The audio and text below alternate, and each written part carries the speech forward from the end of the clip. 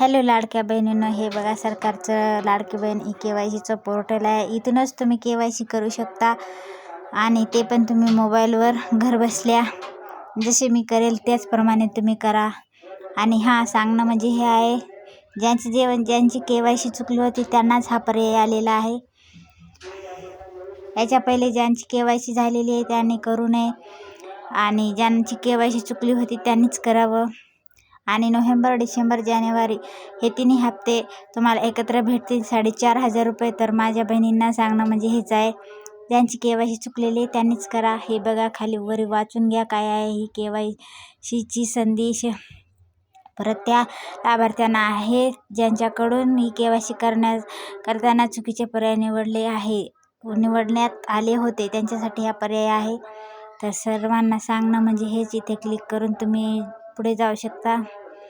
आधार क्रमांक टाका, लाभार्थ्याचा captcha code.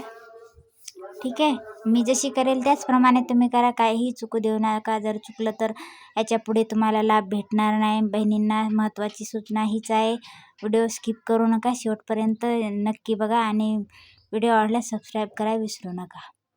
हे बघा एरर येते, काय म्हणते, captcha code. Sorry captcha code. Next टाकू. सबमिट बटनावर ओके. OTP टाका, या बटनावर क्लिक करा. आधार क्रमांकाला जो नंबर लिंक आहे त्याच्यावर OTP जाईल, तो OTP टाका.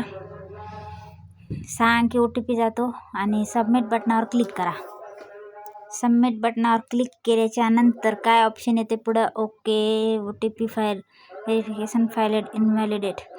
तर असं येत आहे, म्हणजे सर्व लाडक्या बहिणी KYC करत आहे म्हणून पोर्टल थोडं सर्व्हर चालू आहे सर्वांचं, म्हणून सर्व्हर डाऊन आहे. तर सर्व लाडक्या बहिणींना सांगणं म्हणजे हेच, आपण नेक्स्ट प्रयत्न करू.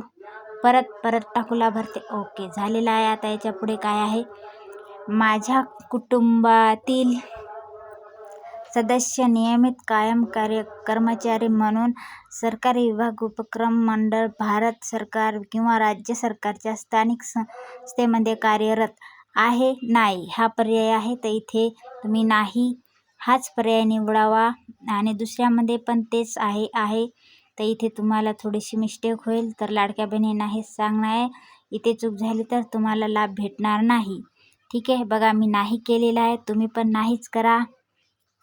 आणि दुसऱ्यात काय लिहिले, माझ्या कुटुंबातील सदस्य नियमित कायम कर्मचारी म्हणून सरकारी विभाग, उपक्रम मंडळ, भारत सरकार किंवा राज्य सरकारच्या स्थानिक संस्थेमधून सेवानी निवृत्तीनंतर निवृत्ती वेतन घेत आहे, नाही. इथे पण नाहीच करायचं आहे तुम्हाला. इथे पण नाहीच ऑप्शन निवडायचं आहे.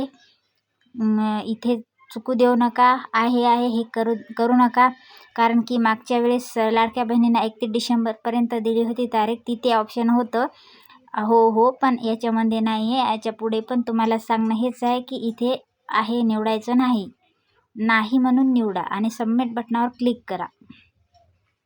बघा तुमची ही KYC पडताळणी यशस्वीरित्या पूर्ण झाली आहे असा मेसेज आलेला आहे. तर या लाभार्थ्याची KYC पूर्ण यशस्वीरित्या झालेली आहे. आपण दुसरा ऑप्शन बघूत, नेक्स्ट टाकून बघूत काय ऑप्शन येते ते. तर चला दुसऱ्या लाभार्थ्याचा टाकून बघूत. आधार क्रमांक या आधार क्रमांकाची KYC प्रक्रिया पूर्ण झालेली आहे. आता जे मी KYC केली होती त्यांची KYC आता असं ऑप्शन येणार आहे, KYC या प्रक्रिया पूर्ण झालेली आहे. तर बहिणींना सांगणं हेच आहे की व्यवस्थित KYC करा, काहीही प्रॉब्लेम येऊ देऊ नका. जर प्रॉब्लेम आले तुम्हाला तर याच्या पुढे लाभ भेटू शकत नाही, तुम्हाला लास्ट चान्स आहे हा. आणि मागच्या वेळेस जेव्हा 31 डिसेंबरपर्यंत जे त्यांना दिली होती KYCचा पर्याय, तिथे असं होतं, पती किंवा वडिलाचे आधार क्रमांक टाका असं ऑप्शन आलं होतं. आणि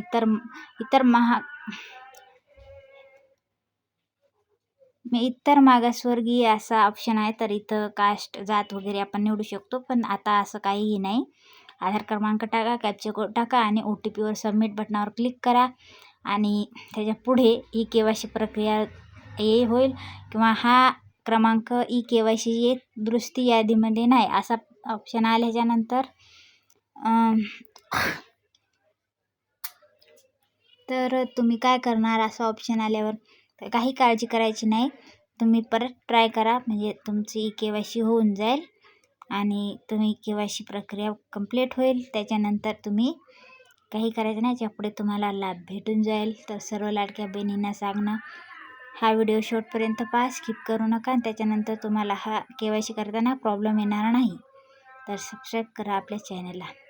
आणि हां, बऱ्याच लाडक्या बहिणींना जे लाभ भेटत नव्हता, त्यांच्या आधार कार्डची एज जे आहे, त्यांनी वय ते आधार एडिट करून अपलोड केल्यामुळे त्यांना लाभ भेटू शकत नाही. त्यांचं वय 21 वर्ष पूर्ण पाहिजे आणि 65 वर्षापेक्षा थोडं कमी पाहिजे, तरच त्यांना लाभ भेटू शकतो. तर लाडक्या बहिणींना या कारणाने पण बऱ्याच लाडक्या बहिणींना लाभ भेटलेला नाही. तर लाडक्या बहिणींनो, एडिट करून आधार तुम्ही काही योजना घेऊ शकत नाहीत. तर भेटूया नेक्स्ट व्हिडिओमध्ये. तोपर्यंत बाय बाय, टाटा.